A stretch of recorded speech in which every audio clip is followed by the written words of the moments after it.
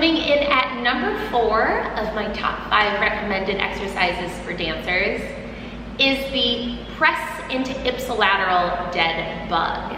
So you're gonna come onto your back, all the way down, and you wanna make sure as you start out with this exercise that you're able to press your low back down into the ground. This is going to help us engage.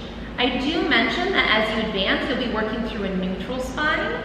The spine is an S-curve.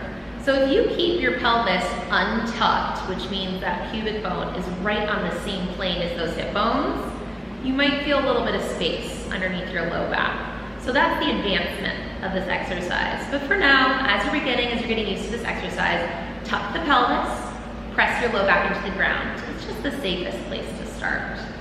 From here, while keeping the low back attached to the ground, you go ahead and bring your legs up into tabletop, shoulder distance apart.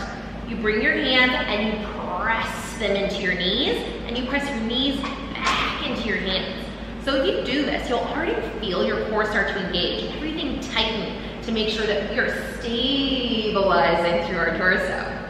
Once you get that press, you're gonna release the right leg and the right arm. You're gonna reach it long while keeping the tension in the left hand, in the left knee, and then you bring it back in. The whole time, making sure that we're not allowing any movement, I'm exaggerating, through that low back, and coming back in.